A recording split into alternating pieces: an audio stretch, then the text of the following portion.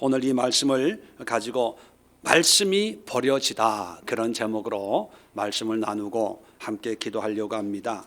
지난주에도 말씀을 드렸는데 우리 34장까지는 유다의 멸망, 마지막 왕인 시드기야 왕 때까지의 사건을 기록하고 있어요. 그러다가 35장, 36장은 시간을 반대로 과거로 훌쩍 뛰어넘어서 여호야김 왕 때에 있었던 사건을 말하고 있다, 그렇게 말씀을 드렸습니다. 그래서 지난주에 35장은 여호야김 왕 때는 시드기야 왕 때에 비해서 한 10년, 15년 과거로 다시 올라가는 거예요. 그때 하나님이 예레미야에게 행하신 그 일을 다시 상기시켜 주는 거죠. 35장에 등장하는 내용이 뭡니까? 레갑의 후손을 통해서 하나님이 말씀하시는 겁니다. 무엇을 말씀하십니까? 레갑의 후손 여호나답이라고 하는 조상들이 포도주도 마시지 말고 집도 짓지 말고 과수원, 포도원도 경작하지 말고 장막에 거하면서 거룩한 하나님의 자녀로 하나님만을 예배하며 살아라, 그렇게 유언을 남겼어요. 그런데 그 유언을 듣고 300년이 지난 지금까지도 그 사람들은 그 말을 그대로 순종하더라는 거예요. 그래서 시험을 해보죠. 하나님이 예레미야에게 레갑의 후손들을 성전 방에 다 초대를 해놓고 포도주를 대접해라, 그렇게 말씀합니다. 그래서 다 불러놓고, 자, 하나님이 나에게 감동을 주셨는데 여러분들에게 포도주를 대접하라고 이렇게 말씀하셨으니까 드십시오, 그렇게 얘기했더니만 포도주를 마셨다는 거예요? 안 마셨다는 거예요? 안 마셨다는 거예요. 그 이유를 우리 조상 요나답이 이렇게 말씀을 해서 그 이후부터는 우리는 마시지 않습니다, 그렇게 말씀하고요. 또 놀라운 이야기를 하나 더 하죠. 지금 예루살렘이 바벨론에 의해서 침입을 받고 포위를 당해가지고 언제 망할지 모르는 그런 상황에 이 레갑의 후손들이 어디로 이사와요? 예루살렘 성으로 이사와요. 남들은 다 도망가려고 하고 피난 가려고 할 때 하나님의 성전이 있는 이 예루살렘에 우리가 그 포위망을 뚫고 우리가 예루살렘에 와서 이렇게 살고 있습니다, 이런 얘기를 하는 거예요. 그런 얘기를 하는 걸 하나님이 다 물론 아셨겠죠. 그러면서 야, 요나답이라고 하는 사람이 한 얘기를 이렇게 잘 지키는데 너희가 나를 하나님 여호와라고 말은 하면서 내 말은 어떻게 그렇게 헌신짝처럼 여기냐, 이렇게 책망하는 내용이 35장의 내용이에요. 자, 36장은요. 36장은 자, 또 한 사건을 회상을 시킵니다. 예레미야가 여호야김 4년에 36장 1절에 보면 유다의 요시야 왕의 아들 여호야김 제4년에 뭐 그런 말이 있습니다. 그런데 유다의 요시야 왕의 아들 여호야김 제4년, 이 시계, 이 때가 뭐 특별한 의미가 있습니다. 이 여호야김 제4년이라고 하는 이 연도는 바벨론이 느부갓네살 왕이 처음으로 유다를 공격했던 해예요. 이렇게 전쟁이 처음 일어났던 그런 해이기 때문에 바벨론이 3번에 걸쳐서 유다를 공격을 합니다. 그 3번의 공격 가운데 첫 번째 공격이에요. 그러니까 특별한 의미가 있겠죠. 자, 이럴 때 5절 보세요. 5절. 예레미야가 바룩에게 명령하여 이르되 나는 붙잡혔으므로 여호와의 집에 들어갈 수 없으니. 자, 붙잡혔다는 얘기를 들어보니까 우리가 추측하건대 하나님의 심판의 메시지를 전하다가 감옥에 갇힌 거예요. 그러니까 성전에 가서 하나님의 말씀을 전할 수가 없어서 뭐라고 얘기하냐면 6절에 내가 말한 대로 두루마리에 기록한 여호와의 말씀을 금식일에 여호와의 성전에 있는 백성의 귀에 낭독하고 모든 유다 모든 성읍에게 온 자들의 귀에 또 낭독하라. 그러니까 예레미야가 갇혔으니까 성전을 못 가니까 대신 바룩이라고 하는 사람은 어떤 사람이냐면 예레미야의 비서 같은 그런 사람이에요. 그래서 이 감옥에서 바룩에게 말을 전하면 바룩을 기록해 가지고 두루마리에 기록해서 성전에 가서 사람들에게 그걸 읽어주는 거예요. 하나님의 말씀을 선포하는 거예요.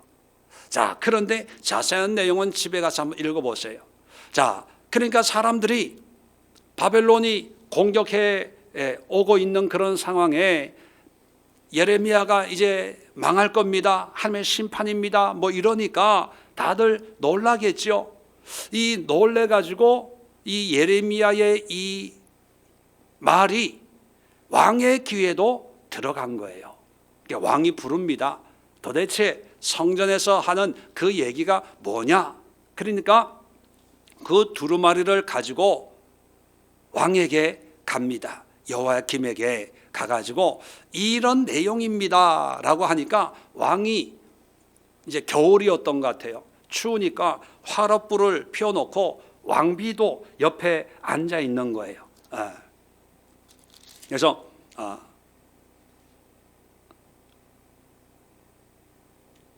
왕이 21장 21절 여우디를 보내어 두루마리를 가져오게 그렇게 합니다.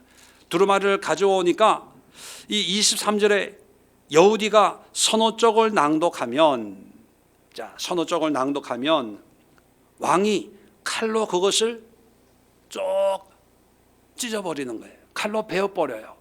베가지고 뭐 하냐 하면 화로 불에 던져서 두루마리를 모두 태웠더라. 그러니까 하나님의 말씀에 순종한다는 거예요? 안 한다는 거예요? 안 한다는 거예요. 하나님의 말씀을 아무 무가치하게 아무런 의미 없이 그냥 잔소리하는 것처럼, 아니 나 안 듣겠다, 뭐 내 마음대로 할 거야, 그것도 아니고 하나님의 말씀을 짓밟는 것도 아니고 불에 태워버려요. 무가치 안 하는 거죠. 의미 없다는 거예요. 자, 이런 내용을 이 36장에 기록하고 있는 거예요. 나중에 다시 하나님이 예레미야에게 다시 말씀을 기록해라 해서 또 다른 그런 두루마리에 기록하는 그런 내용이 이제 27절 이하에 기록되어 있는데, 자, 여기서 우리가 위기, 유다는 전쟁의 위기죠. 자, 오늘날 우리는 요즘은 코로나19의 위기예요. 자, 어떤 상황에서는 경제적인 위기도 있죠. 어떤 분들에게는 건강의 위기도 있어요. 또 어떤 분들에게는 자녀의 위기가 있고, 어떤 분들에게는 여러 가지 영적인 위기가 있고, 뭐 여러 가지 위기가 있습니다. 자, 이런 위기가 있을 때 사람들은 어떤 이 위기를 극복하기 위해서 그 위기에 합당한 그런 방책이나 어떤 방법이나 그런 해결책을 찾아서 그 문제를, 위기를 극복하려고 하죠. 예를 들면 코로나19 같은 것, 마스크를 살려고 하고, 또 검사를 받으려고 하고, 자가 격리를 하려고 하고, 여러 가지 그런 대책을 강구합니다. 자, 그런데 세상의 권세와 어떤 세상의 사람들은 그런 노력도 해야 되고, 우리도 그런 노력을 해야 되는데, 우리 그리스도인들을 통해서 하나님이 역사하시는 위기 대처 방법은 뭐냐 하는 거예요. 이런 위기 속에 우리는 뭘 해야 되는지를 하나님이 말씀하고 계시다는 겁니다. 하나님이 바벨론이 유다를 침략하는 거 모르고 있습니까? 전쟁의 위기 속에 있다는 걸 모르겠습니까? 사람들이 염려하고 두려워하고 있다는 걸 모르겠습니까? 다 알아요. 다 아는데 이런 상황에서 하나님은 예레미야를 통해서 두루마리에 하나님의 말씀을 기록하라고 하고 그 기록된 말씀을 선포하라고 했는데 과연 하나님은 이런 위기 속에서 뭘 하라고 말씀하셨을까?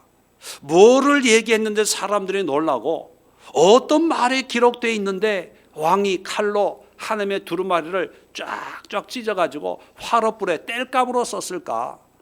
궁금하지 않아요? 오늘 성경에는 그 내용이 없어요. 단지 결과만 있습니다. 결과만. 하나님이 심판하겠다는 거예요. 절대로 여호야김 왕을 그대로 두지 않겠다는 저주의 말씀만 기록이 되어 있어요. 과연 어떤 말씀이 기록되어 있길래 왕이 하나님의 말씀을 태워버렸을까? 적어도 유다의 왕입니다. 아무리 패역하고 아무리 나쁜 왕이어도 하나님의 말씀, 하나님이 누군가 모르진 않을 거예요. 신앙 생활이 건전한 신앙은 아니지만 그래도 하나님 앞에 어떻게 살아야 된다 하는 것은 아마 알 수 있는 그런 사람이었을 거예요. 그런데 그런 한 나라의 왕이 하나님의 말씀을 불에 태울 정도였으면 그 내용이 뭐였을까? 자, 오늘 36장에는 그 내용이 없지만 25장을 열어보세요. 예레미야 25장에 가면 25장 1절입니다. 유다의 왕 요시아의 아들 여호야김 넷째 해. 시대가 똑같아요. 36장의 시대나 25장의 시대나 여호야김 4년 똑같아요. 그때가 뭐냐? 바벨론의 왕 느부갓네살 원년. 자, 바벨론의 느부갓네살 왕이 왕으로 취임해가지고 원정을 떠나온 것이 바로 이 유다거든요. 전쟁이 이제 일어나기 직전입니다. 자, 원년에 유다의 모든 백성에 관한 말씀이 예레미야에게 임하니라. 이것이 두루마리의 내용인지 아니면 두루마리 내용과 다른 별개의 말씀인지는 몰라요.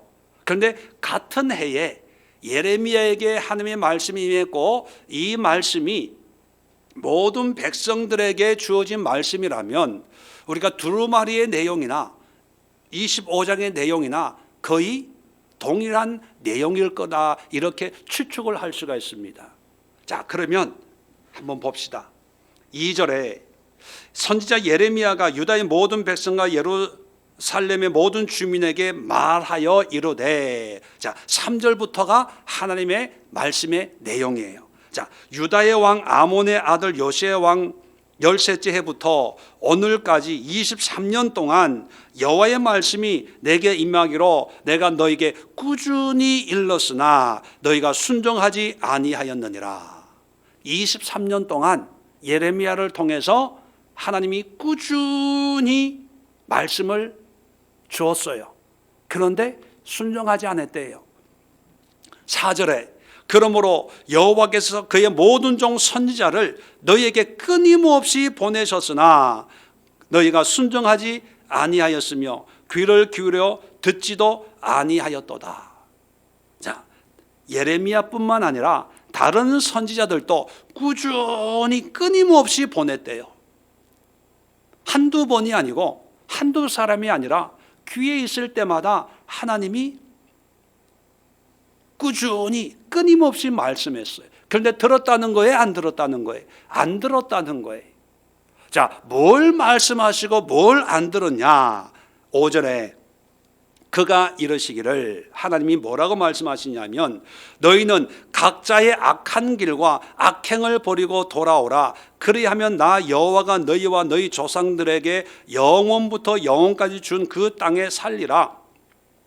너희는 다른 신을 따라다니며 섬기거나 경배하지 말며 너희 손으로 만든 것으로서 나의 노여움을 일으키지 말라. 그리하면 내가 너희를 해하지 아니하리라. 7절 너희가 내 말을 순종하지 아니하고 너희 손으로 만든 것으로서 나의 노여움을 일으켜 스스로 해하였느니라. 여호와의 말씀이니라. 한마디로 얘기하면 하나님의 메시지는 간단해요. 내게로 돌아오라는 거예요. 돌아오라는 것은 회개하고 삶을 바꾸라는 거예요.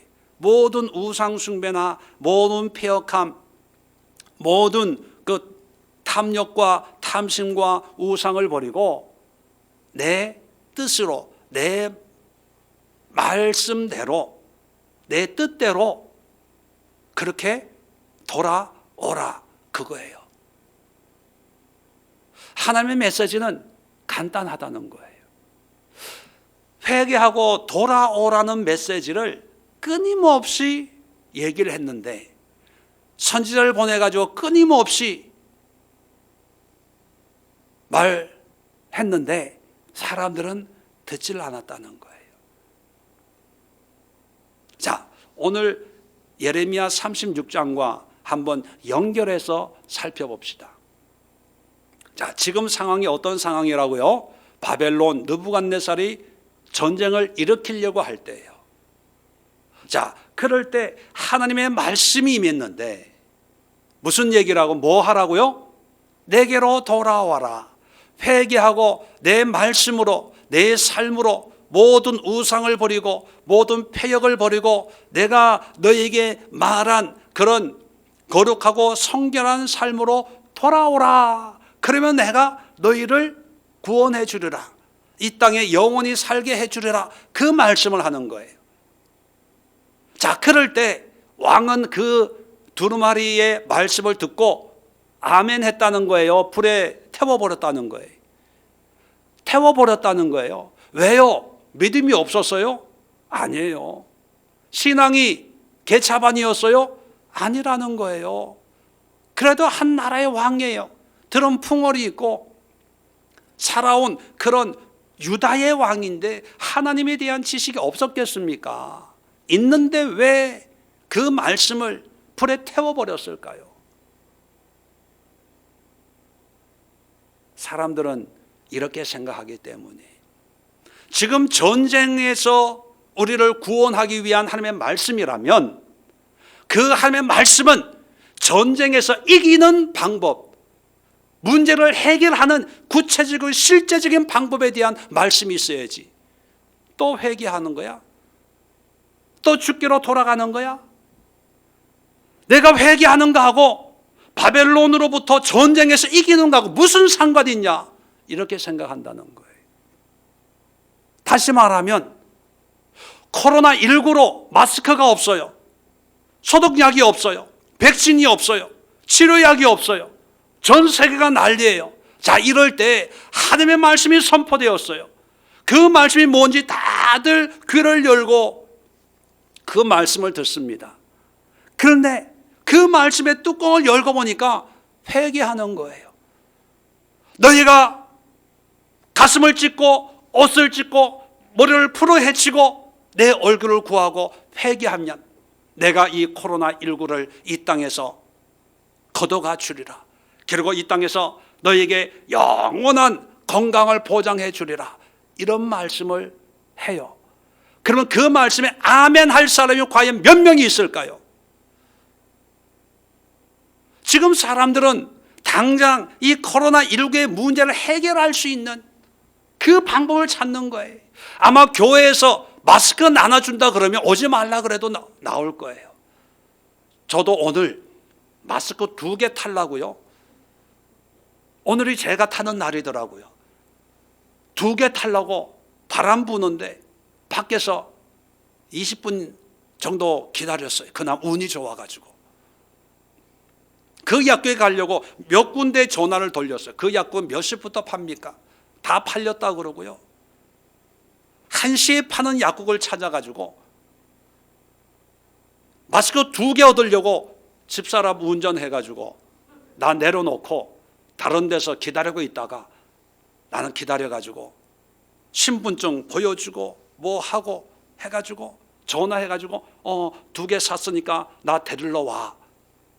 이건 007도 아니고 무슨 뭐 그것도 마스크 2개 1,500원짜리 2개 3,000원짜리 사려고 왠지 기분 좋더라고요. 그래서 사모니까 이건 쓰지 마.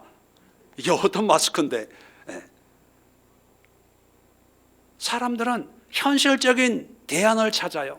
현실적인 문제 해결의 어떤 그런 모습을 찾아요. 마스크를 준다, 백신을 준다, 선별 진료를 해준다. 그러면 아마 줄을 설 거예요. 왜? 그것이 지금 현 상황에 가장 정확한 해결책이라고 여기니까. 아마 만약에 하나님의 말씀이 바벨론 왕으로부터 예루살렘을 지킬 수 있는 뭐 손자병법 같은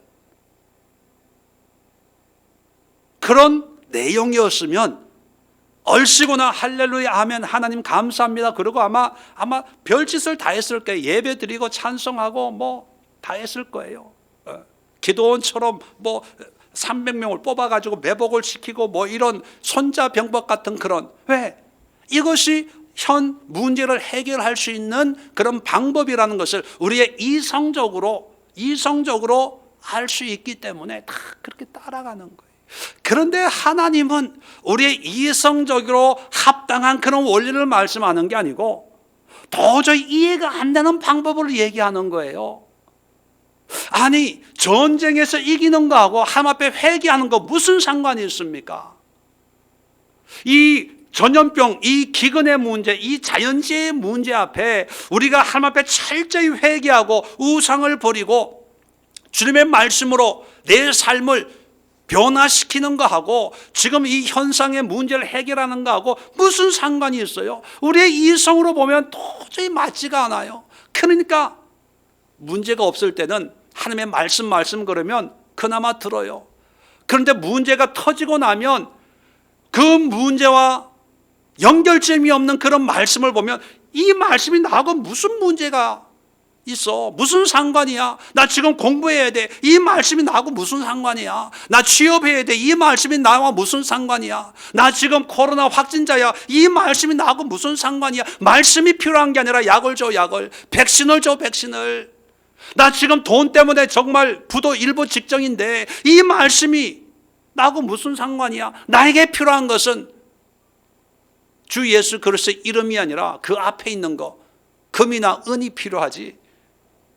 예수의 그리스도의 이름은 나중에 이 발등에 떨어진 문제 해결하고 다 그렇게 생각하는 거예요. 그러니까 여호야김 왕도 그걸 알거든요. 그걸 듣고 보니까 뭔가 대단한 내용이 있는 줄 알고 불러가지고 보니까 뚜껑을 열고 보니까 회개하는 거예요. 회개하는 거. 내가 지금까지 그렇게 얘기했지 않냐? 지금까지 그렇게 선지자를 보내가지고 너희에게 끊임없이 얘기했지 않냐? 내게로 돌아와. 여호야김 왕 입장에서는 기가 막힌 거예요. 뭔가 대단한 게 있는 줄 알았더니만 또 이거야? 이런 거야? 내가 몰라서 못하냐? 나라가 위기에 처해 있는데 에이, 칼로 찢는 거예요. 불에 던져버리는 거예요. 이 문제 해결하고 난 뒤에 나중에 회개하든지 뭐 할 테니까.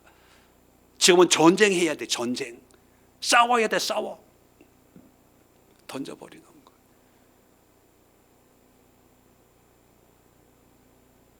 우리는 우리의 문제에 매여 있다 보니까 하나님의 마음에는 관심이 없어요.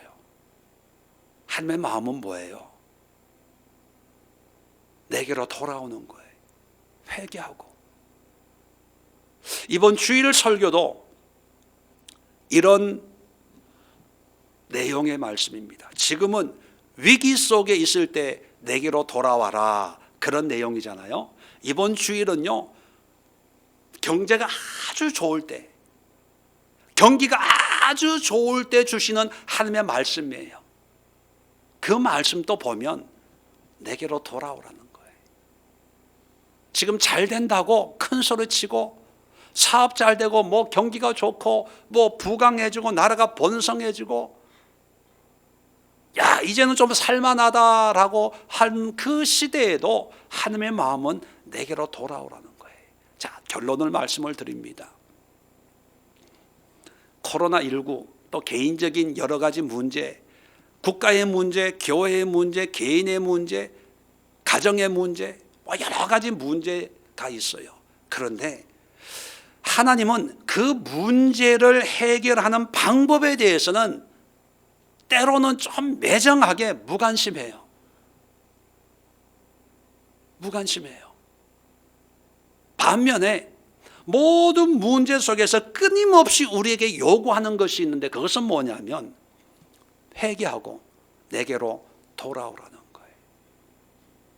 예수님도 지상 사역을 3년 반 하셨잖아요. 자, 3년 반 동안 왜 수많은 사람들이 예수님을 따라다니냐 하면 예수가 그리스도가 아닐까 하는 그런 기대감이거든요. 왜 그런 기대감이 필요했냐 하면 로마의 식민 지배를 받고 있잖아요. 여기서 벗어나고 싶거든요. 성경에는 기록되어 있지 않지만 말라기 이후 예수님 오시기까지 그 400년 동안 암흑기다 이렇게 표현을 합니다. 그 400년 동안 독립운동도 하고요, 전쟁도 하고요, 독립을 해가지고 100년 동안 자치국가도 독립국가도 경험해봤고 또 다시 로마에 의해서 정말로 피비린내 나는 살육도 경험해봤거든요.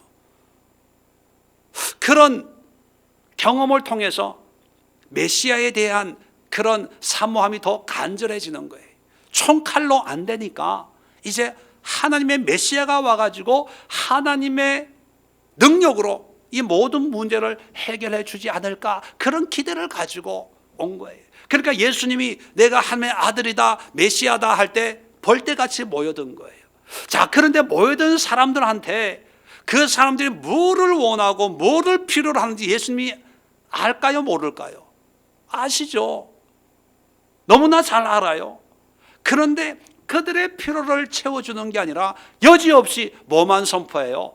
하나님의 말씀만 선포해요. 회개하라 천국이 가까웠도다. 그 얘기를 들으면 가룟 유다가 왜 배반했겠어요? 낙심, 절망, 3년 반 그 시간이 아깝다. 자기 나름대로는 합당한 이유가 있어서 은 30에 팔았을 거예요. 그런데 그 모든 걸 알면서도 예수님은 선포한 말씀이 뭐냐면 회개하라 천국이 가까웠다는 거예요. 그러면 결론적으로 코로나19를 통해서 우리 그리스도인들 한국 교회만큼은 뭘 해야 됩니까? 회개하는 것밖에 없어요. 회개하는 거. 우리는 회개 그러면 먼저 뭘 떠올리냐면 내가 지은 죄를 떠올려요. 죄. 그 죄의 개념이 뭐냐면 거짓말하고 훔치고 도둑질하고 마음으로 살인하고 좀 성경 공부하는 사람들은 마음으로 음욕을 품고 미워하고 이런 것들. 그것도 회개예요. 그것도 죄죠. 그런데 근본적인 것은요, 죄는 하나님의 뜻대로 살지 못한 모든 것이 죄예요.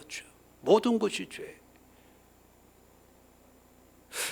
어떤 면에서 극단적인 표현이지만 내가 남을 도와준 것도 죄가 될 수 있어요. 왜 죄가 됩니까? 하나님의 마음이 아니고 내 의로 도와준 것, 그것도 죄예요. 하나님은요, 모든 삶이 하나님의 뜻과 은혜 가운데 하나님의 지배 가운데 하나님의 영광을 위해서 사는 그런 삶을 원해요. 그러니까 나는 회개할 필요가 없어, 나는 죄 지은 게 없어, 이게 아니라 모든 사람이 죄 지은 거예요. 모든 사람이. 의인은 없나니 한 사람도 없어요. 그 얘기는 뭐냐면 모든 사람이 회개의 대상이라는 거예요. 목사도 회개해야 되고 장로도 회개해야 되고 권사도 회개해야 되고 어린 아이들부터 남녀노소에 이르기까지 다 회개해야 되는 거예요. 부흥회 때 다 내 죄를 회개했대요. 하나님이 필름처럼 보여줘가지고 옛날에 지은 그런 죄 회개했대. 회개했어요. 그러면 그런 회개를 통해서 어떻게 살아오셨냐요? 제대로 살아온 거예요. 하나님의 자녀로, 하나님의 백성으로 부끄러움을 살아왔나요? 아니잖아요. 회개해야죠. 하나님의 마음은 검사처럼 참수하는 그런 사단 마귀처럼 우리의 허물, 약함, 죄, 거짓말하고 이런 것만 회개시키는 게 아니라 하나님의 마음을 알지 못하고 하나님의 뜻을 알지 못하고 하나님의 사랑을 깨닫지 못하고 하나님 앞에 감사하지 못한 이런 모든 것까지도 회개하고, 회개의 결론이 뭡니까? 회개는 항상 감사로 끝나요. 왜요? 예수 그리스도로 말미암아 나의 모든 죄가 회개함으로 용서를 받기 때문이에요. 받기 때문에. 마귀는 회개함으로 다 숨겨요. 숨으려고 해요. 신천지 보세요. 영적으로 신천지가 다 거짓이기 때문에, 여러분 신천지 기사 나오면 다 거짓말해요. 자기 신천지 다니는 거를 숨겨요. 그 모임을, 복음방 이런 공부하는, 교육하는 장소이잖아요. 다 숨겨요. 그 사람은 왜 숨기냐 하면 핍박받기 때문에 그렇게 둘러댑니다. 그런데 그걸 떠나서 숨긴다는 게 거짓이거든요. 거짓의 영이 그 속에 가득 차 있기 때문에 부부 간에도 몰라요. 부모 자식 간에도 몰라요. 직장 동료 사이도 몰라요. 그 숨기는 것이 그 사람들은 핍박을 견디는 한 방법이라고 여겨요. 그런데 하나님은 숨기는 게 아니에요. 아무리 핍박을 받아도, 물론 공산 치하에서 어떤 지하교회 그런 특별한 상황과 여건은 있겠지만 복음을 전하고 드러내고 빛과 소금의 역할을 감당하는데 이것은 숨기는 것이 아니라 그 맛을 내는 거잖아요. 그런데 이단들은 다 숨겨요. 그 거짓의 영이 있기 때문에. 영이.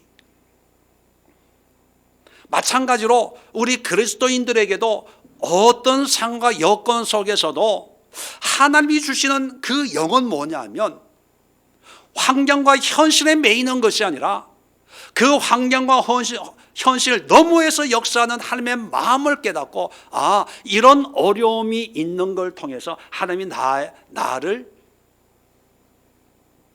들여다보시는구나. 그러면 내가 하나님의 마음으로 정결하게 돌아가야지. 깨끗한 마음으로, 하나님의 마음으로 돌아가야지. 하나님 나를 정결하게 해주세요. 그렇게 기도해야 돼요. 저는 걱정스러운 게 교회 다니는 그런 사람들이 더 마음이 강팍해지고 무례해지고 버릇 없어지고요. 강팍해져요. 악해져요. 예수 믿는 그 믿음 때문에 정죄합니다. 판단해요. 너무 무서워요. 하나님의 뜻이 그렇대. 응답을 그렇게 받았대. 여러분, 은혜 받은 사람의 가장 확실한 기준은요, 은혜 받으면 회개를 통해서 겸손해지고 낮아져요. 그렇지 못하면 여호야김처럼 자기 마음이 안 들면 하나님의 말씀이라 그래도 칼로 찢어 불에 태워버려요. 필요 없는 거예요. 왜? 지금 나한테 필요한 건 이게 아니라고 생각하는 거예요. 골라 먹는 무슨 아이스크림도 아니고 나한테 필요한 말씀, 나에게 도움이 되는 문제 해결, 이것만 골라 먹으려고 그래요.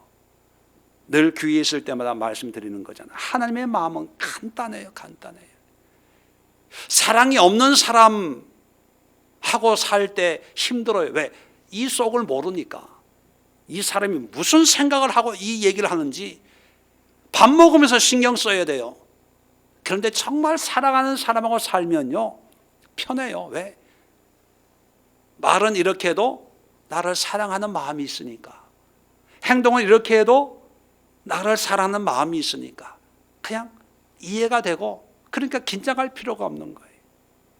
하나님도 마찬가지예요. 하나님도 이 성경 66권에 많은 말씀이 있지만 이 말씀을 통해서 하나님이 우리에게 원하는 것만 알면, 하나님 응답 받았네 안 받았네 굳이 이런 거 따질 필요가 없어요. 하나님의 마음을 아니까, 하나님의 뜻을 아니까 내가 낮아지고 겸손해지고 내가 섬기고 내가 참고 양보하고 내가 희생하는 삶을 살면 하나님이 그 위에 하나님의 큰 은혜를 주시는 걸 아는데, 하나님을 모르니까 이 책에서요 나한테 맞는 말씀만 골라 찾아 들으려고 애를 쓰는 거예요. 애를.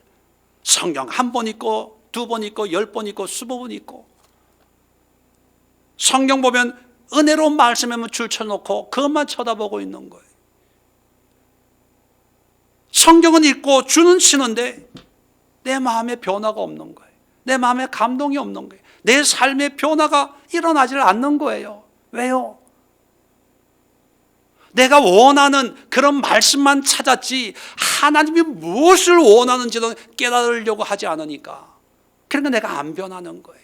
오늘 말씀을 통해서 유다가 그런 환경 속에 주시는 하나님의 메시지가 이런 거였다면, 물론 시대도 다르고 여건도 다르지만 오늘날 개인적인 위기, 사회적인 위기, 국가적인 위기, 세계적인 위기 속에 있는 우리 그리스도인들에게 하나님이 주시는 메시지는 이렇게 하면 백신 만들 수 있다, 이렇게 하면 예방약 만들 수 있다, 그런 말씀이 아니라 뭘까요?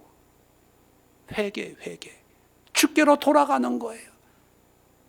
입으로만 회개하고 잘못했습니다, 용서해 주세요, 그게 아니라 그 회개를 통해서 또 예수 그리스도를 말미암아 나의 그 모든 회개가 하나님 앞에 상달되고 예수의 보혈로 용서받았다는 기쁨과 감사함으로 내 삶이 바뀌어야죠. 변화돼야죠.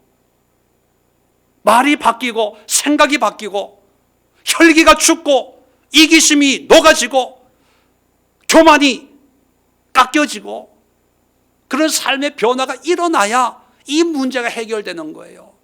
백날 백신이 만들어 보세요. 아마 만들어질 거예요. 그런데 백신이 만들어진다고 해서 우리 삶이 더 나아질까요? 교회가 더 나아질까요? 영적으로 더 깊어질까요? 아니에요. 더 악해질 거예요. 더 센 놈이 올 거예요. 사스가 오고 메르스가 오고 신종플루가 왔잖아요. 이제 듣도 보도 못한 코로나19가 옵니다. 그 다음에 경험해 보셨잖아요. 항상 신제품은 더 세다 약하다, 더 세요.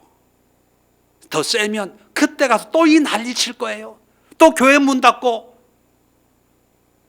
마스크 끼고 예배 드리면서 아유, 이 위기가 언제 해결되나, 언제 떠나가나, 언제 개발약이 나오나, 백신이 나오나, 아이고 하나님 백신약 주세요, 백신약 주세요. 누가 그러더라고요. 목사님 세게 기도해서 빨리 이 문제 해결되게 해달라고 세게 기도 좀 해주세요. 저는 코로나19 뭐 빨리 지나가게 해달라고 기도 안 해요. 내가 기도해서 빨리 지나갈 것 같으면 내가 이러고 있겠습니까? 저는요, 하나님의 영광이 임해달라고 기도해요. 정말 기도했죠. 말씀드렸죠. 40일 기도 동안 기도한 내용이 하나님의 영광이에요. 영광. 하나님의 그 영광은 뭐냐면 어려움 속에서도 하나님의 영광을 보면서 그 하나님 앞에 무릎을 꿇고 하나님을 찬양하는 거예요. 하나님의 뜻으로 내 삶을 맡겨드리는 거예요. 하나님, 내가 하나님의 영광을 봤으니까 이 코로나 속에 내가 죽어도 괜찮아요. 확진 걸려도 괜찮아요. 내 안에 하나님의 영광을 봤는데 무슨 의미가 있겠습니까? 하나님, 바로 이곳이 천국입니다. 그게 하나님의 영광이거든요. 그 영광을 얻기 위해서는, 누리기 위해서는 코로나가 없어지는 것이 아니라 이 코로나 속에서 우리는 하나님의 말씀으로 회개하고 돌아가는 길밖에 없다는 거예요. 그래야 한 번으로 끝나요. 그래야. 이게 안 되면 다음에 또 경험해야 되고 또 경험해야 되고. 여러분, 코로나19는 우리 예수의 교회에서는 한 번으로 끝냅시다. 그 끝내는 방법이 뭐냐면 철저하게 예수 그리스도의 삶으로, 예수 그리스도의 믿음으로, 예수 그리스도의 지배와 통치를 받는 하나님의 나라 백성으로 돌아가는 거예요. 그러기 위해서는 회개하고 삶을 바꾸는 거예요. 내 생각을 바꾸는 거예요. 내 혈기를 바꾸는 거예요. 내 관점을 바꾸는 거예요. 하나님의 관점으로, 하나님의 마음으로 돌아가는 그런 거룩한 회개와 변화와 도전의 기회를 삼으라고 하는 것이 예레미야를 통해서 오늘날 우리에게 주시는 하나님의 음성인 줄 여러분 믿으시기 바랍니다. 오늘 이 말씀을 붙들고 함께 기도하기를 바랍니다. 자리 정돈하시고 함께 기도합시다. 몇 가지 기도 제목 가지고 기도할 때